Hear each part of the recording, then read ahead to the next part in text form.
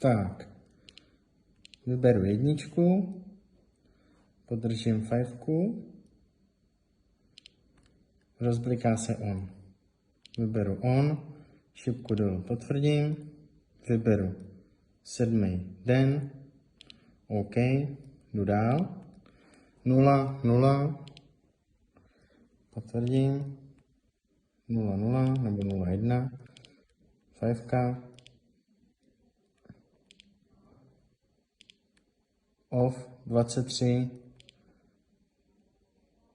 59, hotovo. 3 tam znova.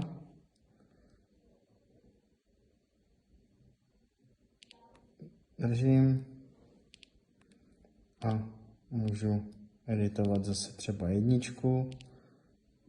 OK. A můžu ji změnit. A takhle všechny můžu změnit, funguje to.